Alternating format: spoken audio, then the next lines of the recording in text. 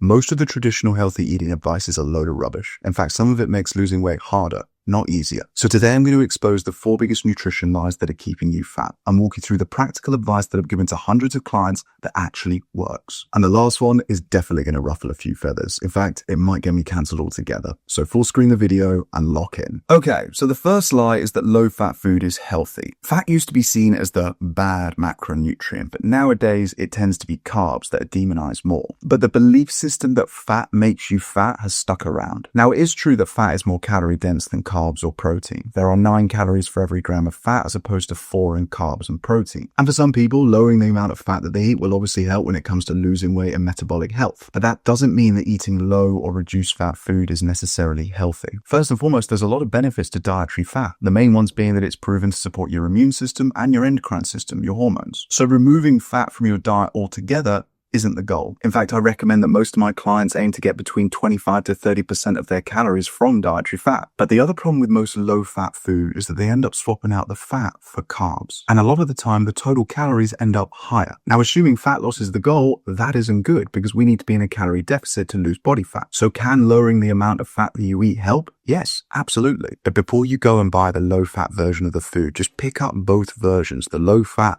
and the original. Turn them around and compare the total calories.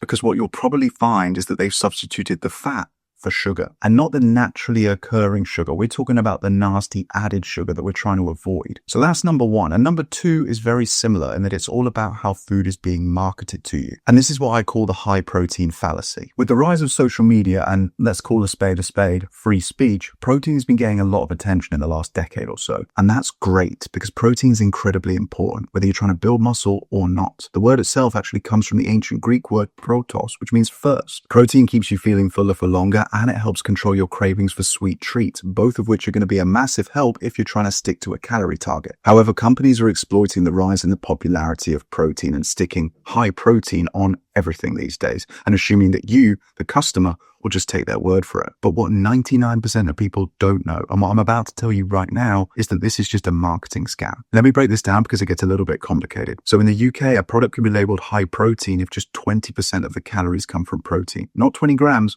20%. So that begs the question, what's the other 80%? And in the US, it gets even worse because a company can slap high protein on the label if it's got just 20% of the daily recommended protein intake, which is, get this, 50 grams. 50 grams. I have that by 9 a.m. That means that in the US, a high protein snack only needs to have 10 grams of protein in it. But where this gets really surreptitious, which is a new word that I just learned, by the way, is that the high protein products often cost 50% more. So basically, you're just getting mugged off. None of the best protein sources, which I'll put on the screen for you right now, have the word protein written on the box. In fact, while we're on the subject, we should touch on the best protein sources quickly because this is another lie. Not all protein is created equally. I'm sorry, vegans, but animal protein is better. You see, protein is made of something called amino acids, but only 9 of them are essential. Now, animal sources give you all 9 in the right amounts, which is why they're better for muscle growth and fat loss, whereas most plant proteins are incomplete, harder to absorb, and less effective. So the lesson here is that if you're trying to eat more protein, please don't assume that the high protein product is better for you. Eat real animal protein every meal. Now, the third lie is another loophole that companies use, and that's serving sizes. You see, food companies can market a product to you as low calorie, but that's only if you're eating the recommended serving size. Trust me, if you haven't done this before, you are going to be shocked when you weigh out the recommended serving size of your favorite snack or cereal because it is tiny. And where this gets really depressing is when you work out the amount of time it would take you to burn off that tiny amount of food. Take chips for an example. One small bag can have 200 calories. Gone like that. But to burn it off, you need to walk for nearly an hour. Some of the worst offenders here are peanut butter, cheese, fruit juice, actually just all liquid calories, and even certain fruits like avocado. To be clear, I'm not saying that any of these foods are bad or off limits. I talk about the 80-20 rule all the time and the fact that you want snacks and treats built into your diet every single day. That's how you stay consistent over an extended period of time. I'm just saying you need to be conscious about the amount that you're eating, and do not just assume that you're having the number of calories that it says on the box,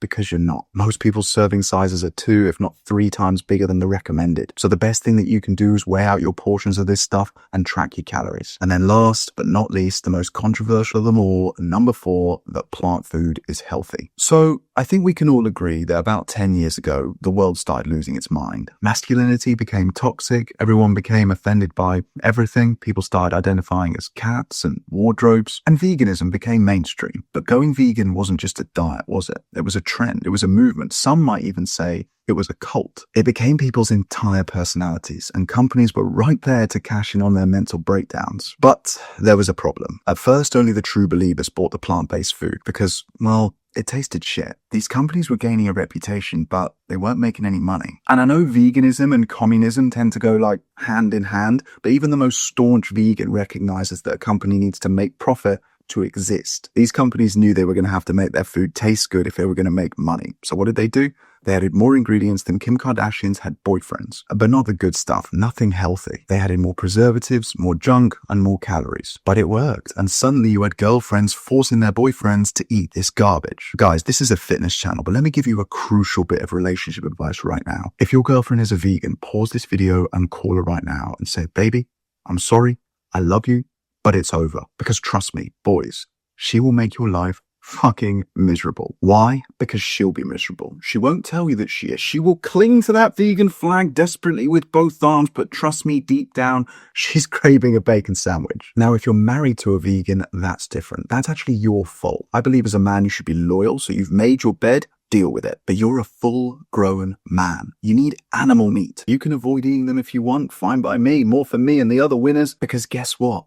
They're gonna kill the cows and the chickens anyway. Anyway, sorry, to be clear, this isn't an attack on women. I love women. In fact, I think women are better than men. Well, except vegan women. And I'm obviously not saying that you should avoid fruit and vegetables either. In fact, I strongly advise that you eat them every single day. Just because I'm bashing veganism, it doesn't mean I'm one of these carnivore geeks. But there's a big difference between eating plants and plant-based food. If you've been siled into believing that eating vegan food is healthy, I strongly recommend that you turn off CNN and look into the long-term studies on this stuff. And if you want to talk about the ethics of veganism, then I recommend you have a chat with a farmer. If you're lucky, they might laugh at you. But if you're unlucky, they might slap you in the face for being so ignorant. Firstly, it still kills animals. Most monocrop farming, so think corn, soy, or wheat, kills countless birds, rodents, and insects. It displaces entire ecosystems and destroys natural habitats. You're not avoiding harm, it's just less visible than a cow in a field. Second, it exploits humans because most of the world's plant-based superfoods like quinoa, cashews, and avocados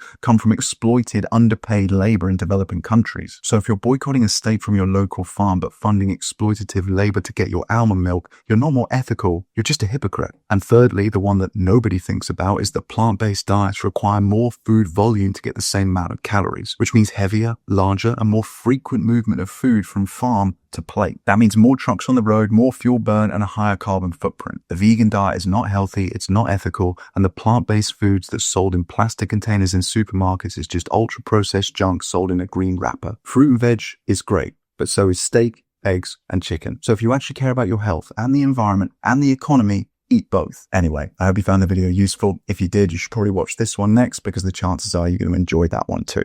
I'll see you soon.